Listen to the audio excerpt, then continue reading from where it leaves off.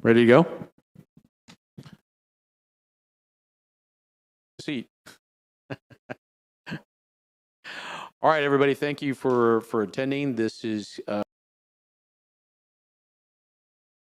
input on some of our proposed bond package, as well as a repurposing of a 2 1/8 cents tax that we're using for economic development, known as Type A, which is referring to a legislation, Section 30 code, municipal or state code, that allows us to use a portion of the sales tax for economic development purposes. Okay, so what I believe we have a presentation on some of the items. Which one are we going to do first?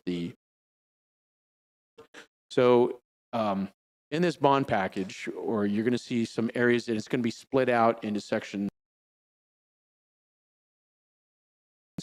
Some go with public facilities, public safety. We also have something here with parks. So things on there. What I want to point out specifically for District 5 is that you'll see on there the proposals I have for several streets on there. This is a budget policy that I put in place, or I initiated, because what we were doing is that we would have a project for a street and construction all in one, but it would take us almost 2 years plus to design it. By the time we got to construction, the estimate was already 2 years old and generally did not have enough money. And depending on the design and some of the issues underneath the street it could be bad to begin with. So we ended up having to do certificates of obligation to make up the difference. So what I'd recommend is we split it into two. We do a design portion first, get an actual good design, understand what it's going to cost, and then come back to the voter and say, we have a design, this is what it's going to cost. And then we could go to construction within 6 months of the bond election. We hadn't been able to do that. So sometimes, if you recall, we would vote on something and then nothing would happen for several years, and then the project would start. So this is a way to kind of change that thought process, and that way we have better understanding what it's going to cost when we go and ask you to borrow that money to make those improvements. So I'm practicing what I preach. So every one of my streets that are on here are design only, along with some other items on there. But we are still in the process of doing construction. We haven't started on Aaron. We haven't started on Timbergate. We're in the middle of doing Lipes. We just did the ribbon cutting on Rodfield Road. So I don't want to take up too much time. So who's going to be doing the presentation on this part? Is it going to be you? All right, come on. So this is one of our assistant city managers, Dr. Neiman Young. Thank you, sir. How you doing, District 5? All right, okay. Hey, at the end of the day, we really appreciate you all coming out here. This is going to be the fifth sales tax. And I can say that, I've attended one of the town halls, and by far, District 5 has been the most well-attended. So it's great to be in a room full of civic-minded individuals, and I'm hoping that the information that's given to you all tonight was definitely worth the time and investment that you all have made to spend your evening here with us. So really do appreciate it. And as the councilman has stated, we do have two major policy items that are going to be discussed tonight, that being Bond 2024 and the Type A sales tax. And that's really out of the norm of what we usually do with a town hall. Usually town halls are really geared around one major policy issue, which gives us a whole lot of time to go into great detail about the policy issue and then have a very in-depth discussion with the audience. But since we are doing a two-topic town hall this evening, you're gonna have to forgive us. I'm gonna have to give you of the Bond 24, and the same is gonna have to go for the Type A sales tax. But do note that there is a very comprehensive and detailed presentation detailing for the entire bond as a whole. And you can review at cctexas.com/bond So with that being stated, let's go ahead and move forward. So do we have the remote? Oh, okay, I'm sorry. All right. While we're waiting on IT to fix the mouse, please note, so for bond 2024, the bond proposal in its current form is coming in at an estimated cost of $175 million. And we're fully aware that there may cause a little angst or sticker shock amongst some of our citizens. So we wanted to ensure that we did a very detailed comparative between bond 2022 and bond 2024. Bond 2024, which is detailed on the right, as stated before, is an estimated cost of $175 million. That's the funding that we're asking of, our voters. But it shouldn't cause too much angst, because if you look at bond 2022, which is approved on the November in 22 by a very large margin, or $125 million. So a $50 million difference. Yes, that's still a significant amount of money. But if you really go into both proposals, you'll note that the lion's share of that 50 really been enacting a guiding principle for our bond program. And when I say design, that means engineering design. In a one bond program, 22, we did ask for some significant monies to invest in the design plans for, as promised to our voters, we were able to get those completed. Now we're back here in 2024, report that the promise that was made to the public was met, and now we're asking for the permission from the voters to once again entrust us with the funding to go so we can continue to modernize and expand the public safety infrastructure. So let's talk about Bond 2024. What we're looking at are 42 projects totaling $175 million. Of those projects, 22 are dedicated to streets, 11 to our parks and quality of life projects, 7 for public safety in the city. Now, there's 2 very large questions that I'm asked to be, that's very common question, 2 very common questions that asked. Number 1, how much is that going to increase our property tax rate? I'm happy to report that deliver those amenities to the community with no increase to your property tax rate. All right. And that there's been consternation with previous bond programs like in 2010, 12, 14, 18 of the being approved, and you're actually seeing shovels in the ground and that project being delivered to the community. Since, as Councilman Hernandez has stated, that business has changed. So now we are looking at asking for design funding bond program. That's when we look for the construction dollars, and if approved, then you can see that, hey, if it's approved for construction, you actually see shovels in the dirt a year to 18 months at the most. And that's best exemplified by our police training academy, Park, Yorktown project, and a myriad of other different bond projects that have taken place across the community. Construction and Bond 22, even though it's less than 18 months since we've got the contracts executed for design, the projects for District 5 specifically. As stated before, this is just a summarized version of the presentation. So we're going to go through District 5 specific projects because I know that's naturally is most important to you all. Then we'll talk about public safety and facilities. And then we have enough time, we'll go into other projects that you'll see on the referendum, but they'll be for either citywide or other districts. For District 5, as the councilman had warned, you will note that there's going to be a lot of projects that are being pegged or targeted for design only. And I know that some people in the room may be asking, well, what is design only? Design only is a term meaning that opportunity by the voters for the funding will actually send these particular to an engineering consultant, and that engineering firm will actually do the design of that specific project. be it a road, be it a facility. So 2022 through 2024, actually getting, the construction plans in hand, ready to go, and shovels in the ground 5 to 6 months after, the funding is secured in November. So for District 5, we're looking at design only for $3.3 million of Cimarron, $2.5 million for design of Acushnet, $2.5 million for the design and expansion of Lights Boulevard,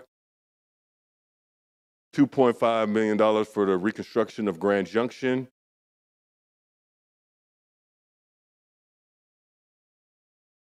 as I'm sure many of you are aware, we just recently opened up the most recent expansion of that investment and continue the expansion of that corridor. So we Were selected. Anybody live out on Cimarron? Okay, once you pass,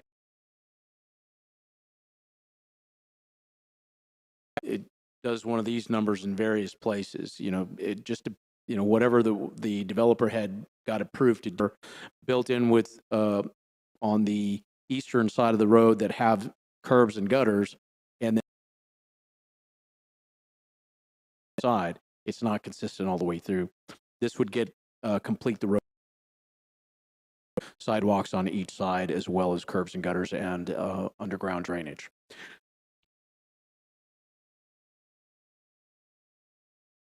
A lot of damage to this road, a lot similar to Aaron. Anybody live on that side? Okay.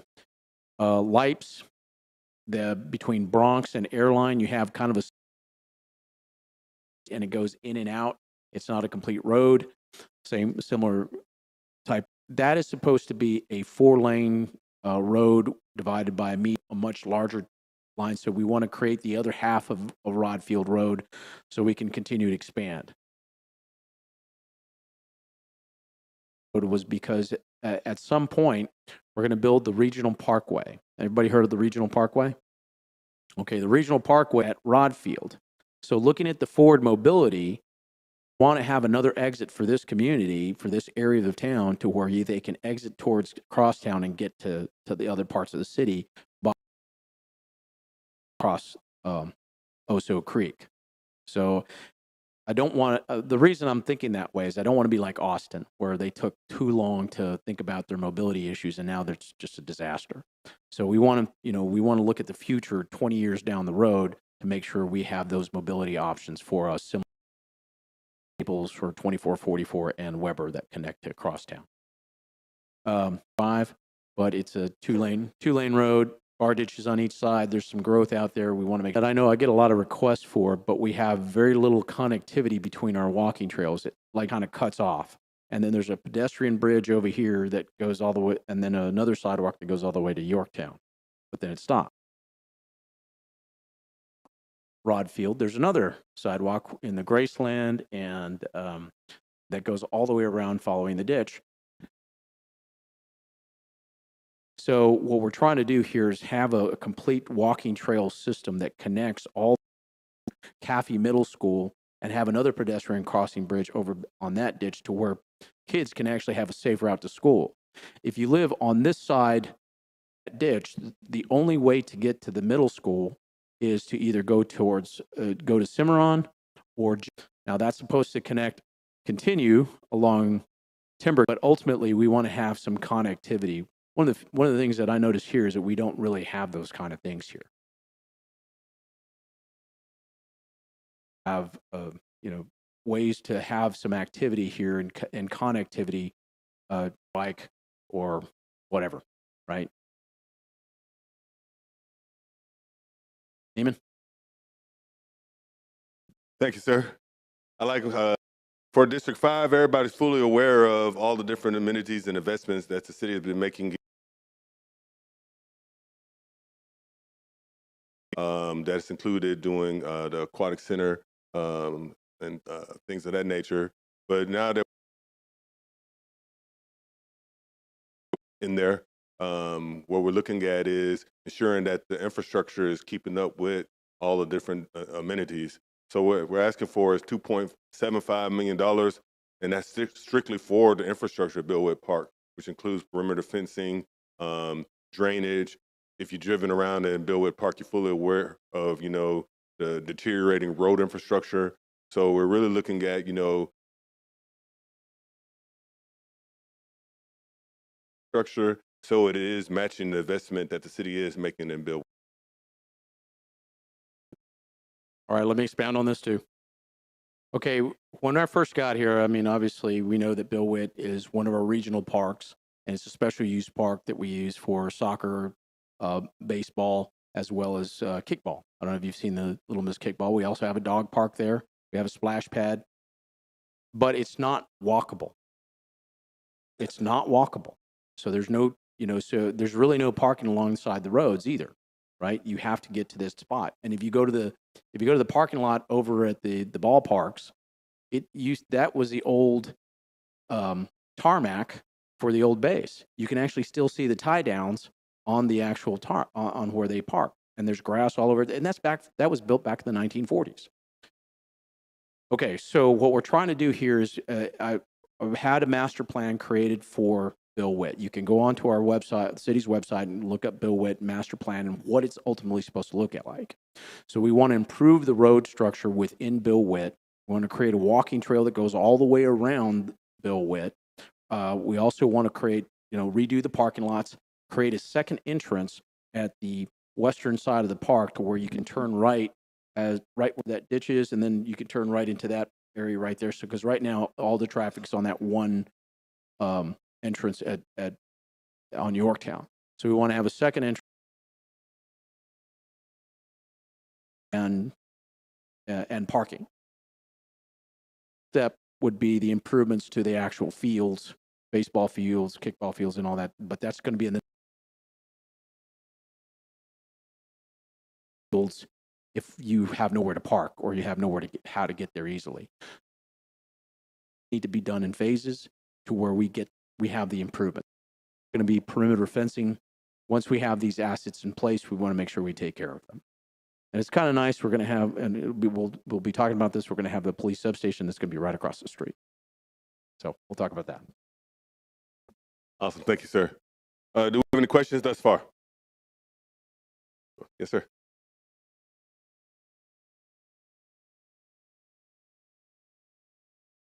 You said was for design only after the design is done, and then you'll ask for money to do the streets.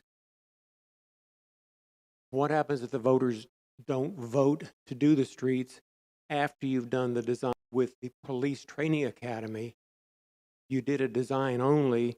The voters voted for the design only. Sir, you're absolutely correct. And Chief, tell you all about our conversations about the use of certificates of obligation. I actually voted against using certificates of obligation. And budget policy for this budget cycle that prohibits the use of certificates of obligation beyond a certain percentage of our debt capacity. Okay, so you're correct. I don't believe in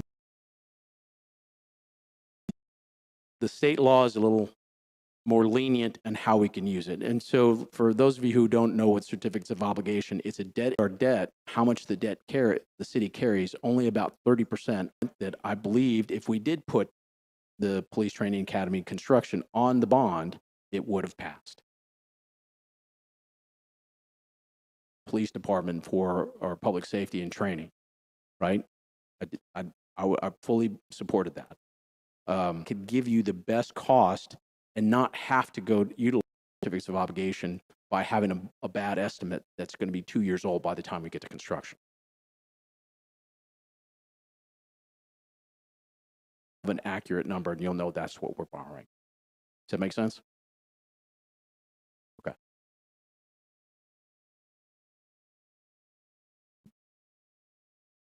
Assuming bond approval, and what would be the projected bond interest costs for that? It'll vary depending on when the bond is sold, right? So when we approve this, we won't sell that bond right away because we don't want to put debt on ourselves and then start paying on the debt before we ever do any projects. So what happens is we use reserve balance funds to start the process, and then when we get to the point of actually spending the money, we sell the bonds at that particular point in time. So it'll depend on the market rate of what that interest rate is at that point in time. Yes. So recently it's between 4 and 5%. So is there a projected amount that 175 million would count over the life of the bond? Like 10 million or? It'll be a 20-year bond. So I don't have the math ability to do it because they're going to be sold at different times at different rates. So if you can think about it at being 5% over 3 years, kind of like your mortgage. So it would be almost to the extent, well, for 20 years, it would probably be somewhere in there. And Heather, help me out here. What would it be? Okay. Okay. So it is significant. And a corollary, Councilman, on that Bill Witt master plan, pickleball courts planned for the Bill Witt facility. Yes, there are. There are pickleball and tennis courts. Okay, so do you know where the splash pad is now? Okay, you know, along that fence line is where they're planned. So if you look at that master plan, you'll see pickleball and tennis courts planned for that area. Awesome. But that's going to be in the future. I got to have a place for you to park and get there before they're actually built. Okay, so we'll get that answer to you as we get it back. But ultimately, I want to make sure that, you know, I'm trying to do this sequentially. That's why all mine are designed, because I want to I'm following my own policy, and I want to make sure we do this properly. And we can go beat up on Chief Markle in a little bit. Interest. So right now, we are estimating about a 4% interest rate. So $1 million in debt service will support about $13 million in debt. So if you look over a 20-year period, you're collecting about you're paying about $20 million to support $13 million of spendable. So it's about $7 million of interest over a 20-year period. Awesome. Thank you, Heather. Before we continue, let me just take an opportunity to recognize another city leader that's walked in, Councilman Jim Klein. We appreciate you coming, sir. Thank you. Okay, moving forward. So those, again, were the District 5 specific projects. We're now looking more towards citywide projects, that being with public safety. So for public safety, as stated before, in Bond 2022, that's when we had requested and was approved for funding to do the engineering design for the replacement of Fire Station 10 and Fire Station 8. So now here we are in Bond 2024 with that request for the construction dollars. And that'll come in to the tune of $25 million for replacement of Fire Station 10 on Horn Road and Fire Station 8 on Castores. In addition, we are continuing moving forward with the improvement, enhancement of our public safety infrastructure, as evidenced by our request for design funding to pay for the replacement of Fire Station number 9 on Navigation Boulevard and Fire Station 11 on Airline. On the police side of the house, we're the construction of what we're calling the Northwest Police Substation. And interesting to note that we have pegged West Goose Park location for that substation. On the south side, or District 5, we're requesting $5 million for the construction of what's going to be called the Far South Police Substation, and that'll actually be located on this campus. Okay, remember what I was telling you about having a construction and design, and then we're not having enough money to pay for it? This District 5. Have you noticed the dollar amount is $5 million versus $9 million? Okay, we put this in, we did the design, and then come to find out we didn't have enough money for the construction, and then coming and asked for sample. So now we're having to come back for an additional $5 million to actually build this police station in that neighborhood, to where we couldn't afford to build it. So this is something that I've instituted as policy. Now, this is probably the best way to do that. That way you can have an idea. So now we're having to wait longer to build this facility than what it should have taken. We should have already been starting construction. Okay, so I want to use that as a prime example of the way we should be doing things, right? Okay, Neiman, go ahead. Thank you, sir. And so I'm sure that you all are wondering about the police substation design only near La Palmera Mall. That is $1 million for the design of a police substation that is going to be built near the mall at the request of the police department. And it's actually not Council District 2. It is Council District 2, but also known as Police District 5. Oh, remote. I'm sorry. Facilities. This is very interesting. For District 5, at the request of your Councilman Hernandez, he did note that District 5, even though it is has been identified as the high growth area for the city of Corpus Christi, it lacks its own independent standalone library, and it lacks a senior or community center like the other districts. So what we're looking for is voter approval for $2 million so we can do a design of an independent facility so that we can deliver to District 5 its own independent library. And again, it'll be a multi-use facility where it's a library, but it also serves as a community center. In addition to that, we're asking for $1.25 million to do some restoration and maintenance for our historical homes at Heritage Park.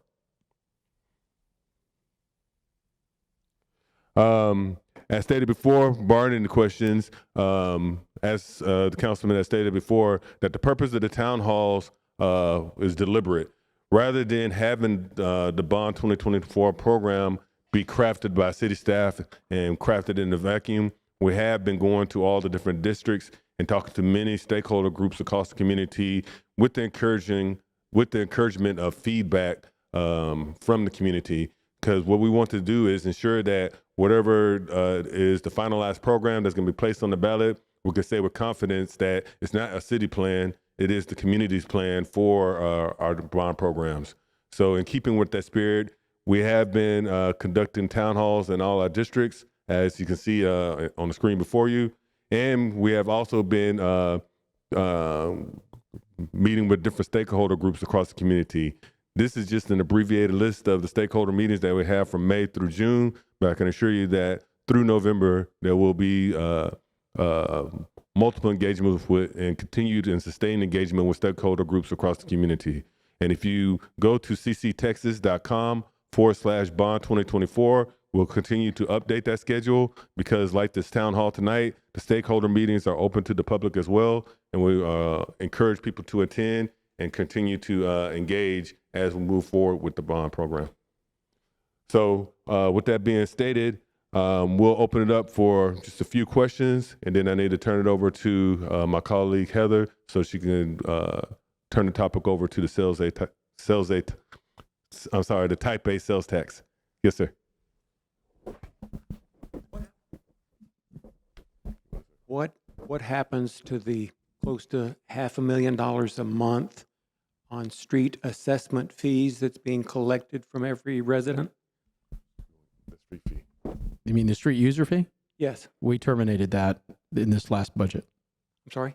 We terminated the street user fee in the last budget. So the last street user fee was collected was in December of last year. Okay, thank you. Several quick questions, if I may. I appreciate the notion for design build, and I have a question about that, having lived through some of the previous street projects, specifically with regard to the differences between what plans get discussed when the city comes to residents and the eventual design that seems to always suffer some serious modifications by the Metropolitan Planning Organization. And I specifically offer some of the changes that were made on the previous construction on Yorktown that bears a heavy footprint and revision. So my question is, when we talk about design for build, is there going to be an MPO review cycle in there before we think we're done with design? Because that added some significant cost and time to that project. I've never thought about the MPO being part of after we've already put something out there. Yeah, they did. Are you aware of this? Simply put, like for us, many of our major street projects, the MPO usually isn't included in the design process. And you're absolutely right. There may be plans that the MPO has that differs from that of the cities. But that's what happens when you do have that divide between two different agencies planning. But do note that the city plans are the plans of records because the difference being that they're funded. But we do know that there is that division, there is that gap in communication, and that gap has been slowly being closed by the Public Works Department, the Planning Department with the city, and the MPO, so we can make sure that each of our plans align. As evidenced by the fact that they're currently doing an update to their complete streets plan. Yes. And the city has been actively involved in the different town halls that they have and the planning process as well, so we can ensure that the plans that they're putting together are in line with the activity that the city's doing to address city issues. Again, I bring that up because we went through 2 rounds of meeting with city staff about the Yorktown rebuild, and we're all greatly surprised when we find out later that MPO came in and basically rewrote the deal. Well, I wouldn't say that they rewrote it. They probably rewrote their plan, but the city It affected how and what the city ended up doing. I understand. So, but yeah, we're closing that communication gap. I have a question on the citywide. I believe it's your slide 16 on citywide parks and rec. If you can bring that one up. Yes, sir. You're working from different. I'm not talking about a street project. This is parks and rec. Citywide? Okay. Yeah. Wait, hold on. That should go right here. Okay. Yes, sir. Okay. That second item on this page, the Texas State Aquarium parking lot improvement. Yes, sir. Is that city property or is that TSA property we're talking about a parking lot for? So what spurred this discussion or for this project to make the list was the fact that in bond 2022, the Texas State Aquarium did come to the city asking for us to partner with them to build the Wildlife Rescue Center, which was approved in bond 2022. Right. And they did build out the Wildlife Center. So for bond 2024, we did receive a request from the Texas State Aquarium to gain funding for parking lot improvements because, the aquarium was informed by TxDOT that their current parking lot, which is under the old Harbor Bridge, Right. is going to be destroyed. Probably. And disposed of. We're not sure what's going to happen with that right away. So the Texas State Aquarium is being forward-leaning and looking for other parking solutions. Right now, they have their eye on a privately owned property that they want to procure, and if they do procure it, which is going to happen, they're asking the city for assistance with making improvements to what is currently raw land and upgrading it to make it a standard parking lot to accommodate the aquarium. Okay, for all transparency, I was against this. I still am.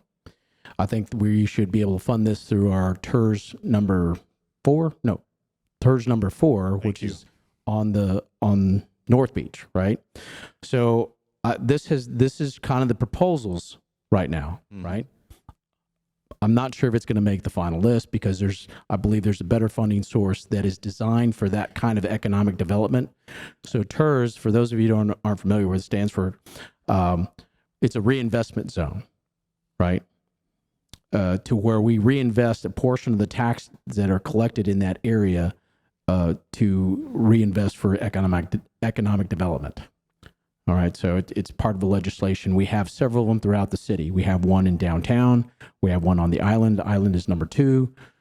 Downtown is number 3, to where we do investments in infrastructure as well as assistance with economic development.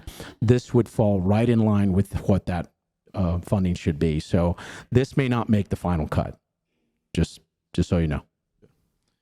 And one last question and comment.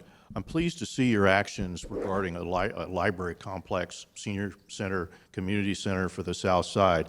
And I would hope that we don't choose to repeat the same error we did with Garcia, where we co-locate it with the overwhelming problems that being tied to a school have created with that particular library. Okay, so everybody knows where the Garcia Library is? It's built right next to Caffey Middle School, and it was back when it was the decision was made, it was a joint venture with the school district, CCISD. We also have another library in Flower Bluff that is similarly co-located with the Flower Bluff ISD.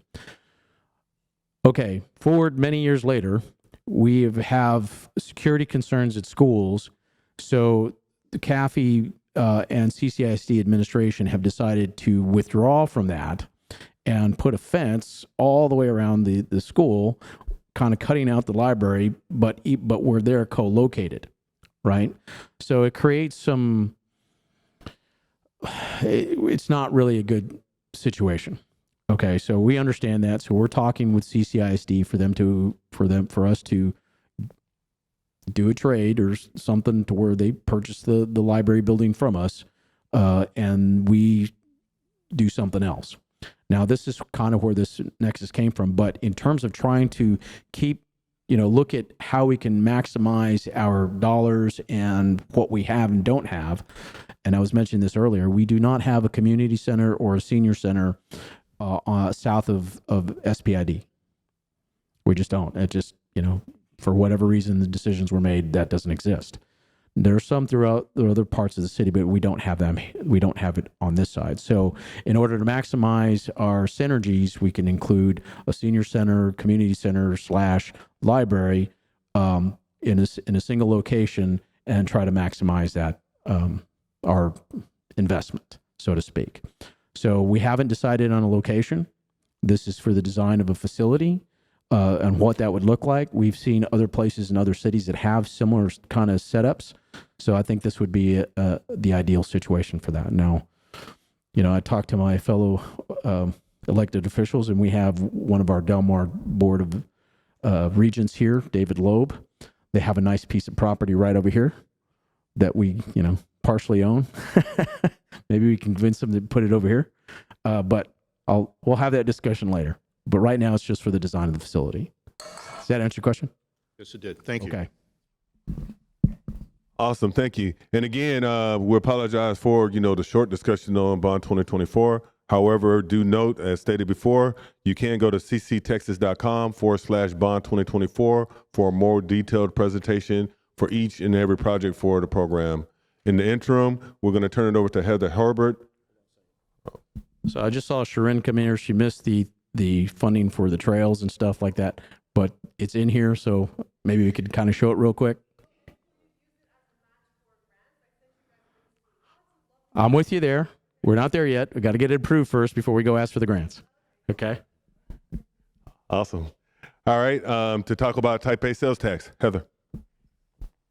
Hi, good evening. I'm Heather Hurlbert, one of the assistant city managers. Let me pull the presentation up real fast.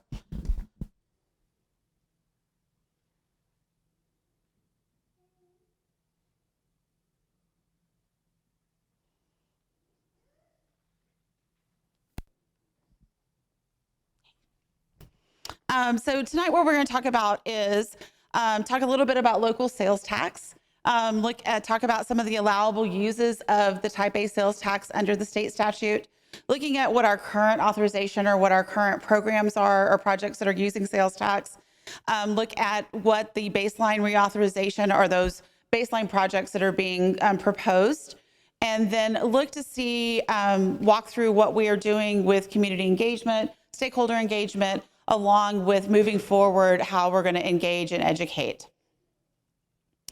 So the state allows up to 8.25 cents of sales tax to be collected across the state.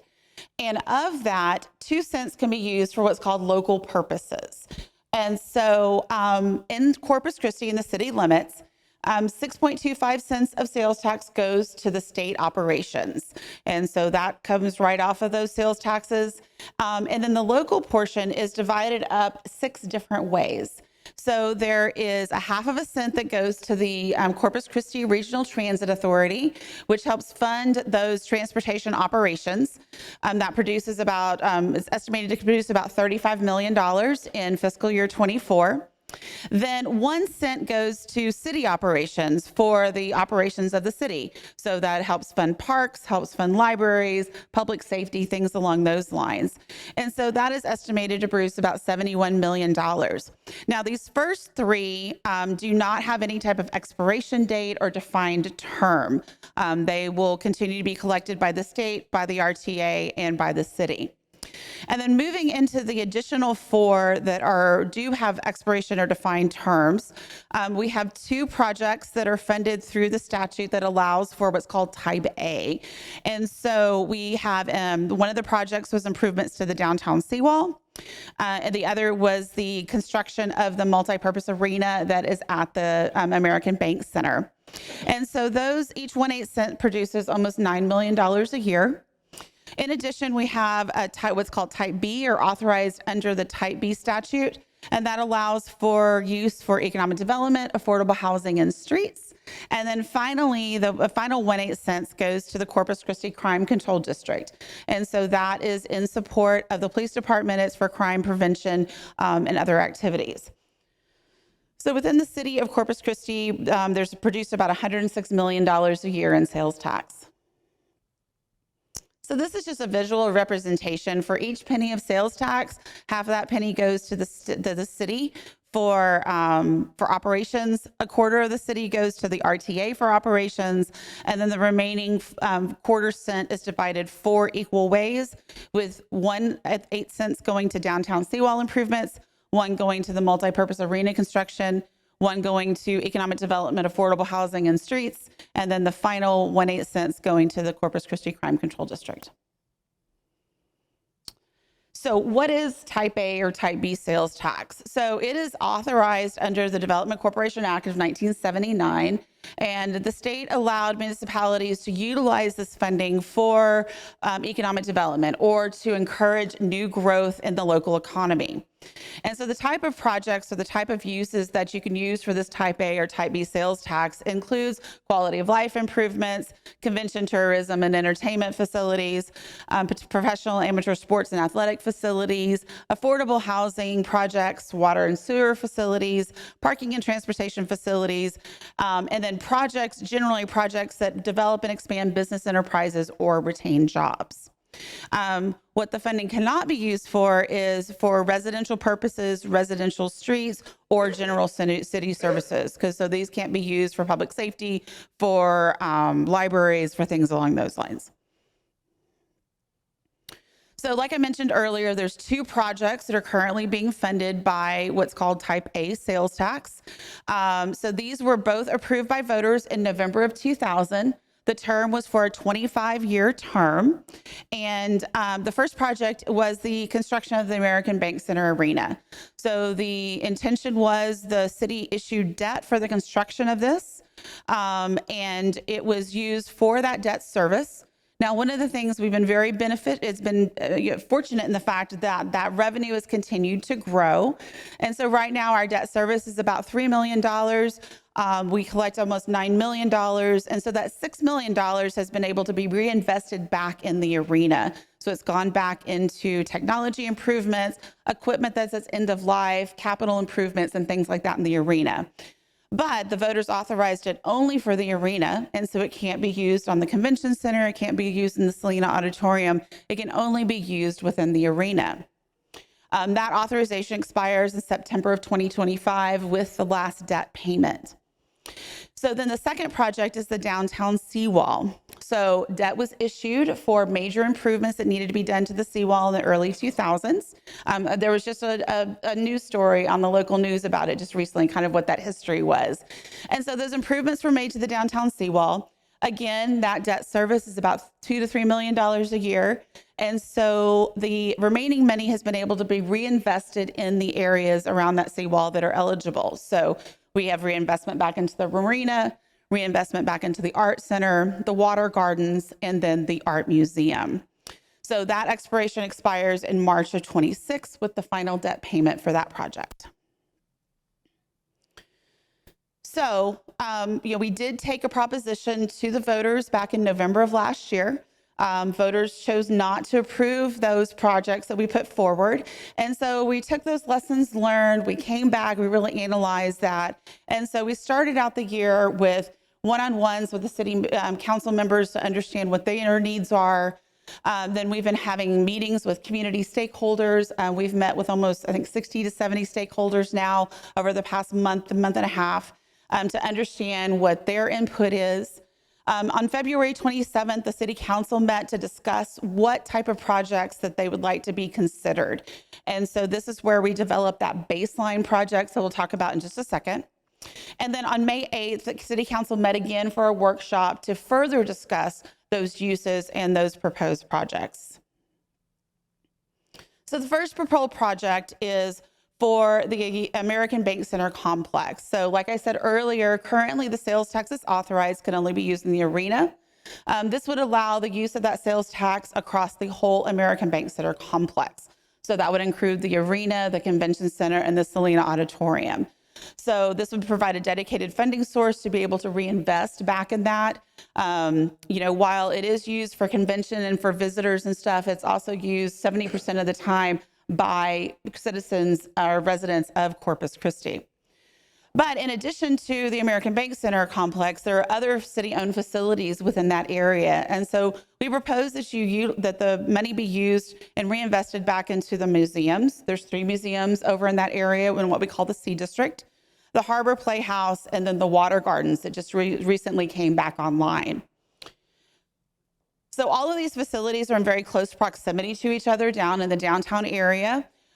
They provide a synergy, they provide an attraction, and they provide lots of opportunities for school children to go visit the museums, for people to go see concerts, go to conventions, go to fundraisers, and also it is a tourist area too.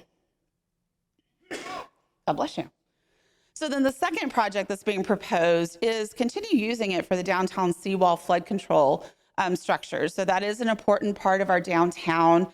Not only does that flood control structure include what we call the seawall, referred to as a seawall, which is along shoreline from Cole Park over to the port, but it also includes the breakwater, which goes around the marina area. It includes the T and the L head land masses, along with the flood control pumps that are in the downtown area and the salt flat levee. So all of those assets work together to help protect that downtown area. But in addition to just the seawall, we also propose that we look at citywide flood control and coastal resiliency projects. So again, we'll talk a little bit about what the revenue will be produced with this, the 1/8 cent. And so we feel that there is sufficient funding to not only continue protection of the seawall and the flood control structures, but also add other projects across the city. So we worked with our Public Works Department. We looked at our 10-year master plan and outlook. And so these are projects that were identified that are in commercial areas or potentially in commercial areas that maybe haven't been able to grow. So this is an economic development tool. And so these are areas that we've identified that we feel because of the flooding have not been able to develop sufficiently and provide development opportunities. So starting in the Cal Allen area and kind of working south, FM 624, the Turkey Creek Basin, North Beach Phase 2, which is the linear park project that would be the second phase once the bridge comes down. Corpus Christi Bay shore erosion mitigation and protection. There's a lot of erosion that's happening along the Corpus Christi Bay shoreline. This is something to be reinvested back in that. The Clarkwood Ditch and the Oso tributary, and the Williams Ditch area, which is there off of Rodfield and Williams, and then the Oso Creek, which kind of meanders through the south part of town. These are all projects, like I said, that we feel are very important to look at that flood mitigation. We wanted to ensure people that we were going to set aside money or have sufficient funding for the seawall. So working with our engineering department, preliminary estimates say that we probably need about $2 million a year on average to be able to continue protecting the seawall. That is for those annual maintenance. That's for the every 2 years, the every 5 years, every 10 years that needs to be done. And so we've allocated for modeling purposes right now about $73 million that would probably be needed over the 25-year period to continue that protection. which would leave additional funding that could be utilized for these other projects. So this is where those projects are across the city. Like I said, going from the Calallen area all the way down to Oso Bay area. And so they are spread out across the city and benefit multiple areas. So one of the other things that we heard from voters last year was that they were not comfortable with without a defined term. And so we are proposing a 25-year term that would allow for some of these projects to be developed. We were talking about that with bond projects where you go through design and then you go through construction.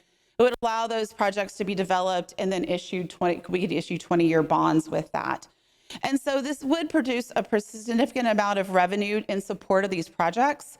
Over a 25-year period, we estimate that it would produce about $256 million in funding. Now, this is just a straight line cash flow. This doesn't account for time value of money, but this is just an example of what it could produce. So we are already into May, and so we started out in February with a discussion with the City Council. We've been meeting with stakeholders and getting community input. Right now, we're in that community engagement. This is our 5th meeting, I think, that we've been at, going through and hearing those feedback. We hope to refine the proposed uses in June and then present to City Council a recommendation at the end of June. Continue with that in community engagement, getting more feedback and educating, calling the election in August, and then having the election in November the 5th. So that concludes my portion of my presentation. Did you have something you want to say? Okay, so this is, I think, a key part of some of the things that we need, but if you can go back to the dollar amounts. Okay, you can stop right here. This is the initial kind of thought process that was discussed among council, right? I had made the suggestion about the seawall fund being due into a flood mitigation fund throughout the city because the only sources of funding that we have for stormwater are on your utility bill. That's what is it right now? $6, somewhere in the $6 range, depending on the size of your property and whether it's commercial or residential. Right now it only produces about $26 million a year in funding. And if you go to the page, it has all the projects, the dollar amounts. As you can tell, we have lots of needs for stormwater protection that we do not have the funding for.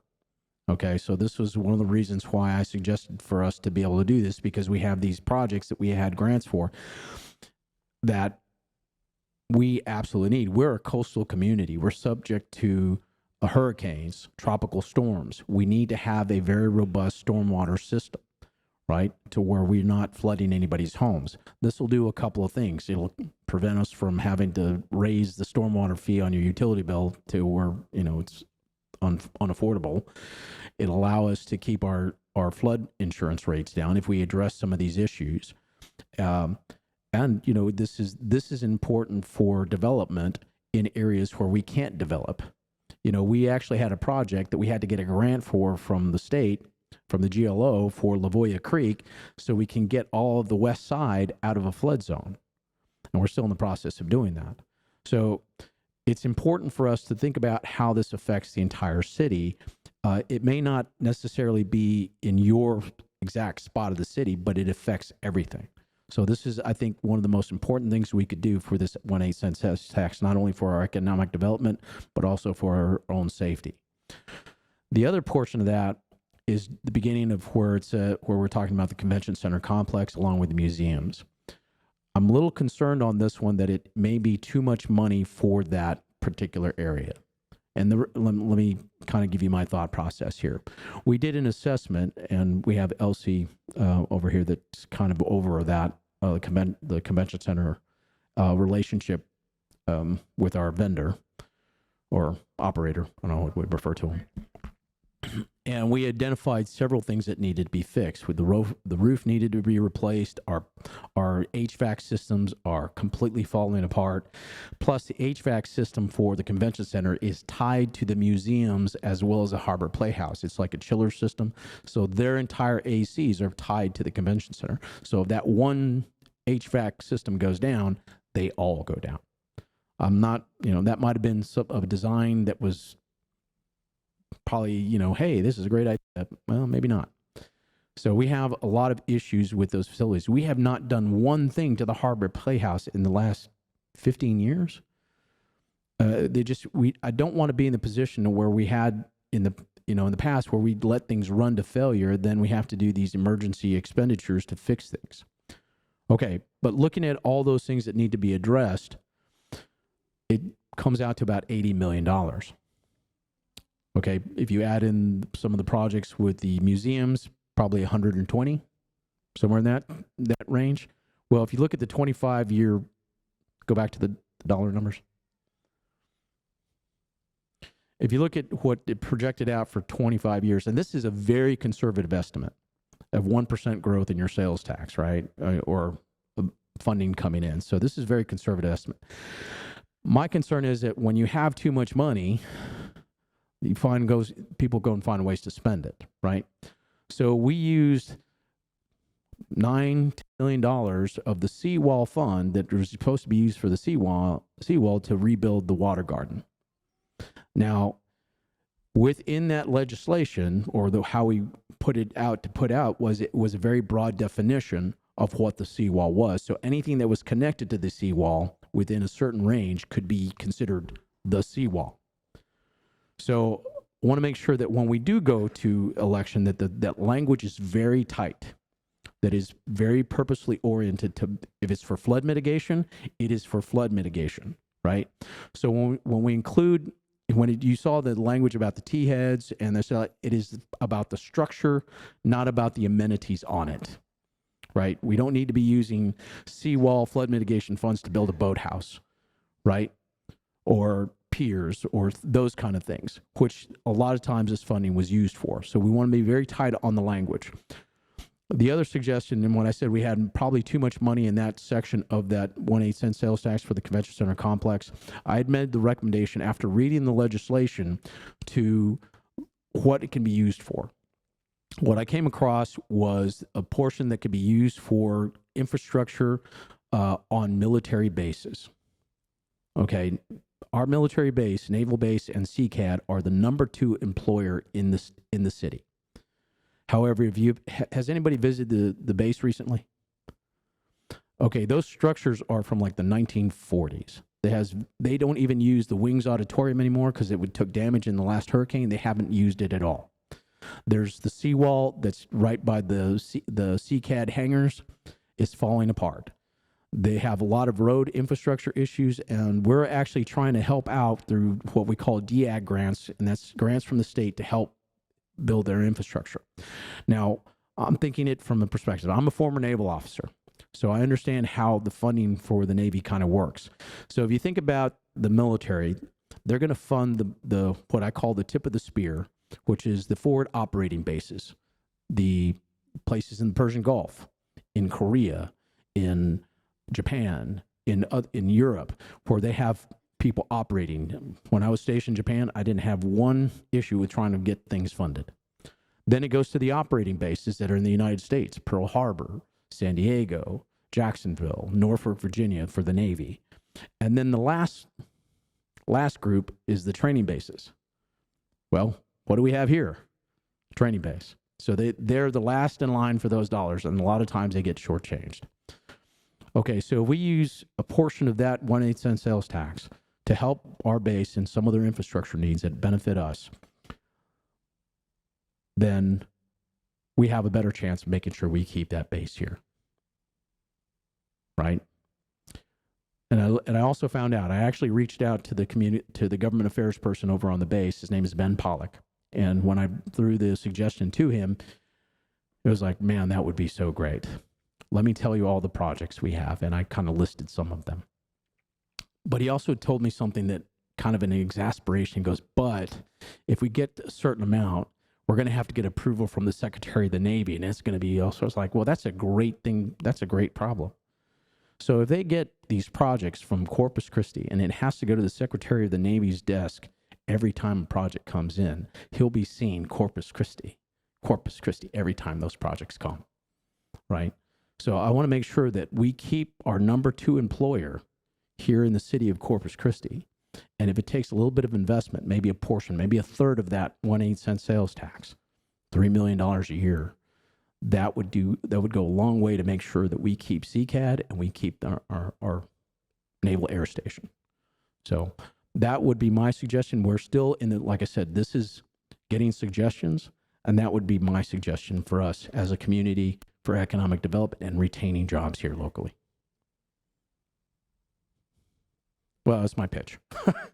So that's what I want to think. Thank you. Heather, any questions?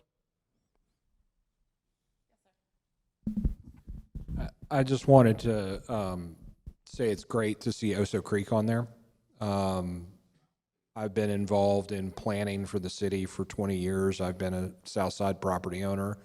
And for people who don't know how important that project is, the way the Southside floods in a bad hurricane is Oso Creek fills up, and then the water in the arterial street lines that go to Oso Creek or in the drainage ditches that flow to Oso Creek doesn't have anywhere to go, and so that floods the neighborhoods and businesses. So if you live south of SPID, that is a project that has been attempted to get funding for 16 to 20 years. And there's been multiple studies about how what a necessity it is for existing development, much less if there's significant development south of the creek. In that vein, one of the suggestions I would have is that, you know, it's saying 1% can cover, you know, with a 1% growth, all those projects get covered and the seawall gets taken care of. I would put something in there that for, if there's excess sales tax growth, that can get used to buy more land around areas like Oso Creek. So when there is more development in the future, there's the ability to, you know, widen it. Houston did a big project like that on Buffalo Bayou. Dallas did one on Trinity River, because that land is inexpensive now, but if anybody builds anything on it, we'll never get it. And so I would really encourage you all to do it that way. Since you mentioned Del Mar, you guys are welcome to use this building anytime as a community center. And I'm going to talk to our president about using our library, letting people who aren't students or faculty use our libraries, because there's a library across the plaza there. So maybe we don't have to build a building. Maybe you guys can just move in. Thanks. I think this gentleman. Yeah, if the Navy base and CCAD is number 2, who's number 1 in Corpus Christi employment? CCID, CCS, yeah, CCISD.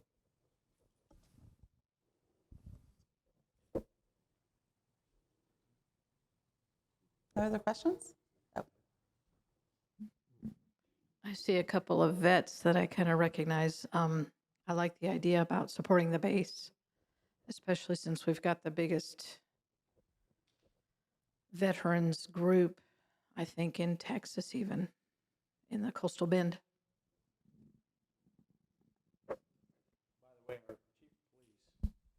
Is a Navy veteran himself, so former corpsman. Want to point that out. And I love going to our base, and I was happy to hear you talk about improvements on the radios. I guess yesterday morning, and personally, as a citizen, that's exciting to me that you would make that suggestion. There's lots to do out there. I have 1/3 of my staff in the PD that are veterans, and that's representative of this city. And you're exactly right, ma'am. We are a high density veteran city, probably more so than most of the population. CCAD. There's the Army. By the way, Neiman Young is also a veteran from he was the Army. Well, we won't hold it against him. But and we have Pat, who's an Air Force veteran. So we have a good representation, but it's important. Now, I want to bring something else up. Johnny Filippo, who's in charge of the Buccaneer Commission, right? You're the executive director? Okay. Yeah, just want to commend y'all. The sales tax, I think, is vital to maintaining our buildings in downtown, specifically just finishing an event there for Buck Days. American Bank Center has served us well, but it definitely is showing its life and the corrosion that comes with being right on the bayfront. We're dealing with on a regular basis for events there. And I think the important thing to remind everyone, although those venues aren't in your district always, they're all open to all the citizens. There's data, cell phone tracking data, that about 1 million people attended the American Bank Center last year. 77% of them were locals for Buck Days, graduations, quinceaneras, banquets, you name it, that take place there, the ballet, all of those different things that happen. So just want to keep plugging, support the funding for those venues and in the museums as well over there. Karen's here as well.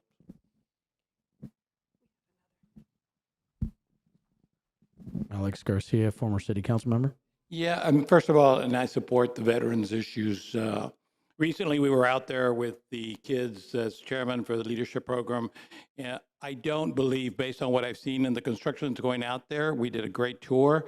There's a lot of dollars being invested. So I don't think we're going to jeopardize that anytime in the near future, just with the dollars that we've seen going into the base over the last 5 years. There's more going on today than people even imagine unless you actually do a tour. Even from the 3D equipment they've got in there that's extremely expensive. So I don't want to get sideways saying that we're going to support them, because I sometimes I have issues with that.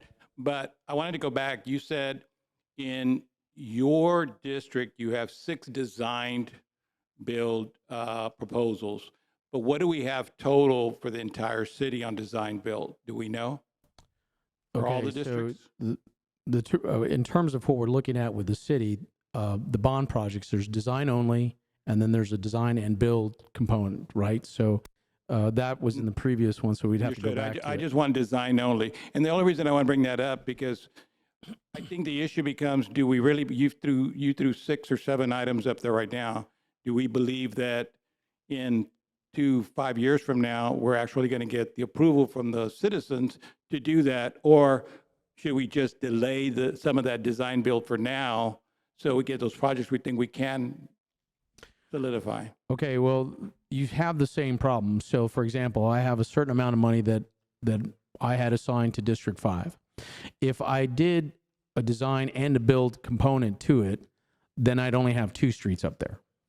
One that's design only, and then one that's design and construction. Okay, well, that doesn't give us a real good preparation for the future.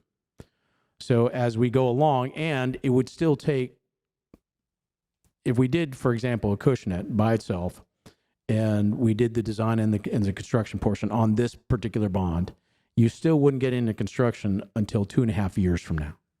So it would be the next bond cycle before you even get to it. And I'm not even sure that we would have the correct dollar amounts associated with that. Everything is a expert guesstimate, right? This is Ratna over here. She's one of our assistant directors in engineering. And she'll tell you it's a guesstimate, right?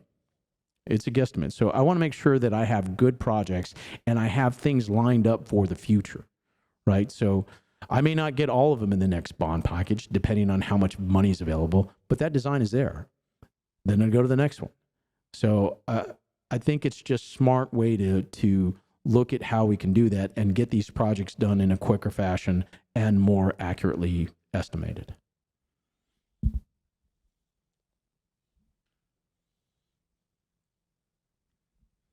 Ed Cantu. Yeah, thank you. I'm really excited about the flood mitigation plan. Heather, I'm just curious, have you happened to have met with FEMA or the National Flood Program to see what this could actually do to reduce the cost of flood insurance as opposed to what we may not do. I mean, they recently changed their entire rating structure a couple of years ago, and almost all of the coastal bends saw some rate increases. I'm just wondering if you've met with either of those organizations. You want to get up? Yeah, I'm in charge of the Public Works Department, which does house the Stormwater Division. The Stormwater Division is maintains the responsibility of monitoring our flood insurance, our community rating system for FEMA and things of that nature. So the answer is yes. We do get an annual, I don't want to call it an inspection, but assessment by FEMA. And based off of that assessment, that's how the annual rates are determined. And naturally, they do look at, these different projects, and those do go towards the lowering of the flood insurance. And we do have staff that's dedicated to taking a look at that insurance, continuously updating FEMA guidelines and ensuring that we're remaining in compliance. So if these projects are approved, you can best believe that they will be conveyed to FEMA, and we are going to continue to lobby for future reductions of our flood insurance premiums. Okay, that's a great question, and maybe we should have that as far as what, when we actually go to the election process, that we provide that information. Have Gabriel Hinojosa is our assistant director over Public Works, which is under stormwater, and we can have that information as a means to, solidify why we're doing this. That's a great question. Thank you for asking. I appreciate the interest in where this goes with flood mitigation and FEMA.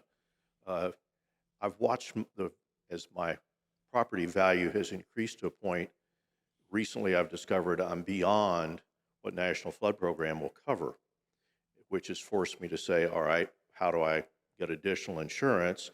And what I discovered was my insurance company would only talk to me through a supplemental policy that has to be underwritten by Lloyd's of London, because our ratings in parts of the South Side have reached that point that they're saying, no, your risk is a little more than we're willing to underwrite, so we'll have to go beyond that. So anything we do that potentially causes FEMA to readdress the flood rating scheme and how we're categorized in parts of the South Side has a payoff for the residents. So that's something that definitely should be pursued. So, thank you.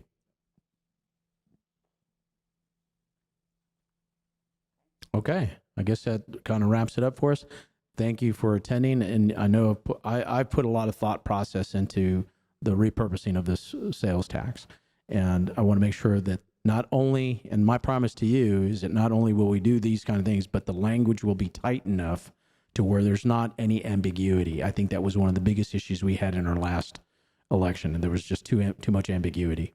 So tight language, very specific purposes, and for these kind of things that will benefit everybody throughout the city. All right. Thank you very much. Appreciate it. Thank you.